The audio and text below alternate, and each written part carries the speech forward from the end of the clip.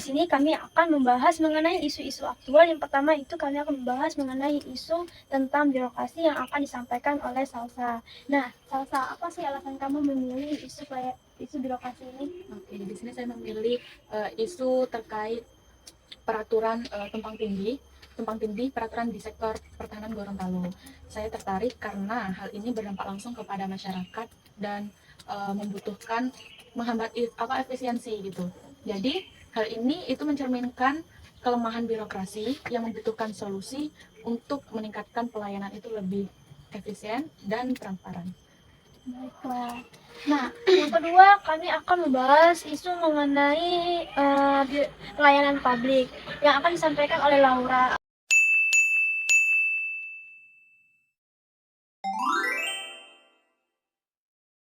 Nah, kalau Laura, mengapa alasan Laura itu memilih isu pelayanan publik?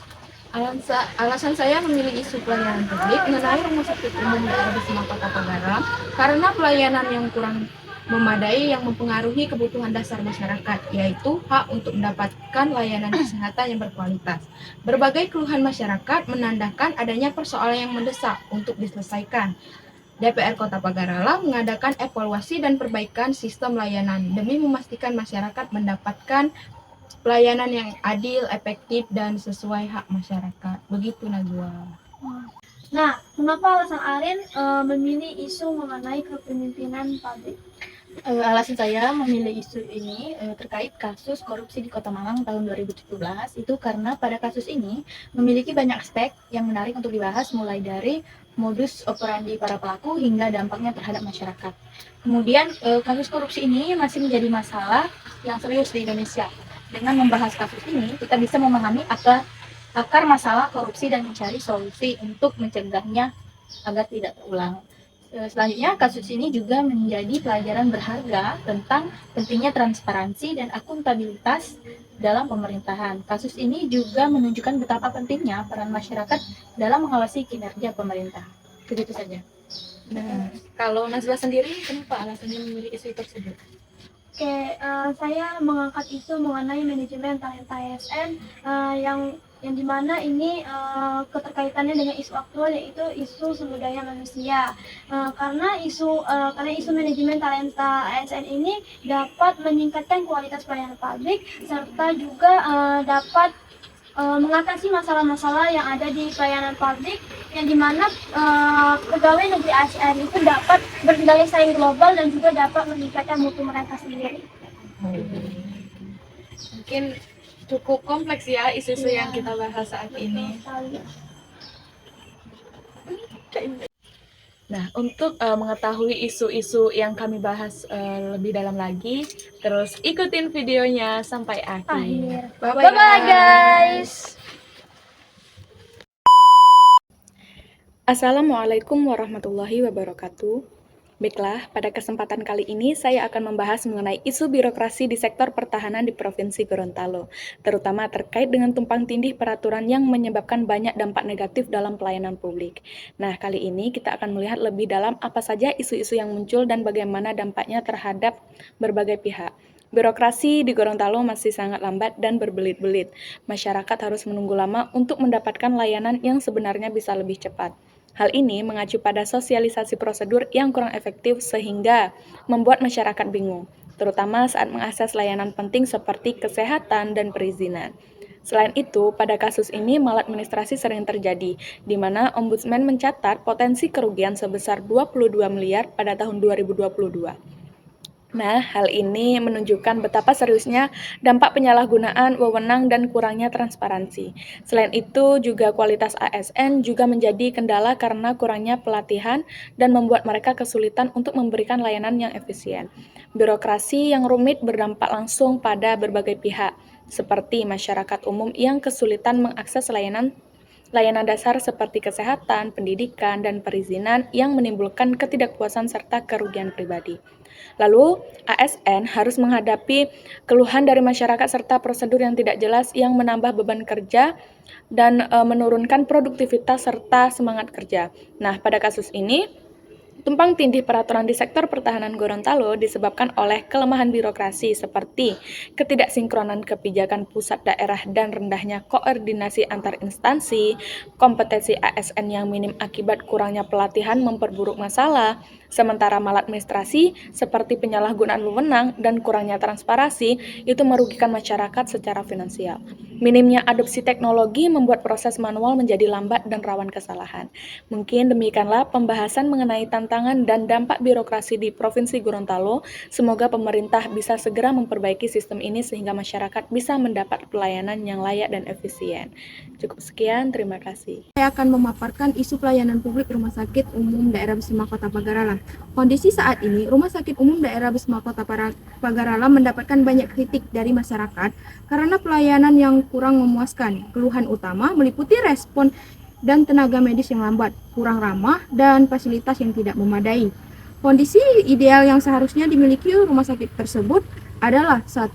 Kualitas pelayanan medis yang prima, 2. Fasilitas dan infrastruktur yang memadai, 3. Sistem administrasi harus disederhanakan sehingga pendaftar pasien berjalan dengan cepat dan baik, 4. Tenaga medis dan tenaga administrasi yang profesional, yang 5. Sosialisasi dan edukasi kepada masyarakat tentang rumah sakit itu sendiri. Dampak dari kasus tersebut, 1. Kepercayaan masyarakat yang menurun, banyak yang memilih berobat keluar kota. Yang kedua, keselamatan pasien terancam akibat penanganan yang tidak cepat dan tepat. Ketiga, citra buruk bagi Rumah Sakit Umum Daerah Bisma Pagaralam. Pihak yang terdampak, 1. Pasien itu sendiri merasa kecewa dengan kualitas pelayanan yang tidak baik.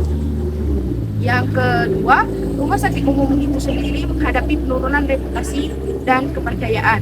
Yang ketiga, itu pemerintah Kota Pagaralam karena mendapat tekanan untuk memperbaiki kondisi layanan kesehatan. Masalah pelayanan Rumah Sakit Umum Daerah Bisma Kota Pagaralam disebabkan oleh beberapa faktor. Yang pertama, manajemen sumber daya manusia yang tidak efektif, contohnya ketidaktersediaan dokter spesialis dan lemahnya pengawasan serta disiplin tenaga medis. Yang kedua, kurangnya komunikasi dan koordinasi. Contohnya, sistem komunikasi internal yang tidak efektif menyebabkan keterlambatan penanganan pasien. Yang ketiga, fasilitas dan infrastruktur yang tidak memadai. Kurangnya alat medis dan sistem manajemen pasien yang kurang efisien menghambat kinerja pelayanan. Yang keempat, budaya organisasi yang tidak mendukung, rendahnya profesionalisme dan komitmen terhadap pelayanan publik di kalangan tenaga medis. Jadi kesimpulan dari isu ini, perbaikan kualitas layanan rumah sakit sangat mendesak untuk mengembalikan kepercayaan masyarakat dan memberikan pelayanan yang baik.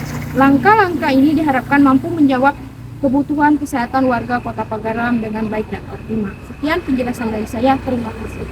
Salah satu penyebab utama terhambatnya penegakan hukum dalam kasus korupsi adalah adanya intervensi politik.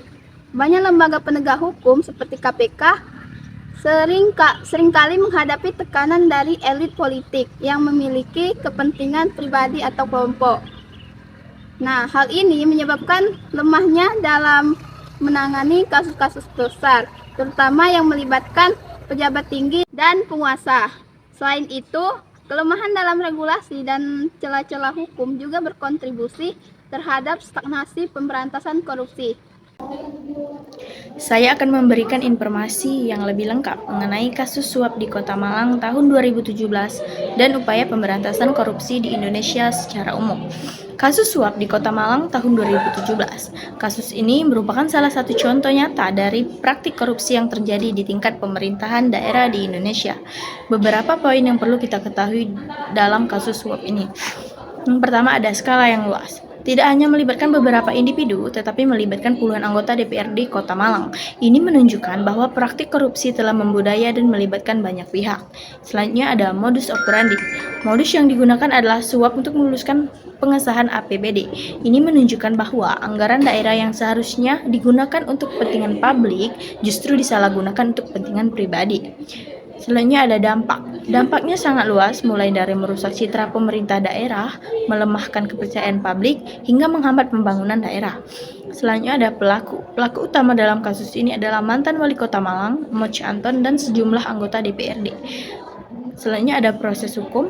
Kasus ini telah melalui proses hukum yang panjang, mulai dari penyelidikan, penahanan, hingga persidangan. Banyak pelaku telah divonis bersalah dan dijatuhi hukuman penjara. Upaya pemberantasan korupsi di Indonesia, pemerintah Indonesia telah melakukan berbagai upaya untuk memberantas korupsi.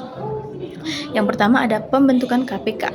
Didirikan sebagai lembaga independen yang bertugas memberantas tindak pidana korupsi. Selanjutnya ada revisi undang-undang. Beberapa kali dilakukan revisi terhadap undang-undang KPK, meskipun seringkali menimbulkan kontroversi karena dianggap melemahkan kewenangan KPK. Yang selanjutnya ada kerjasama internasional. Indonesia aktif menjalin kerjasama dengan negara-negara lain dalam upaya mengembalikan aset negara yang hilang akibat tindak pidana korupsi. Selanjutnya ada peningkatan transparansi.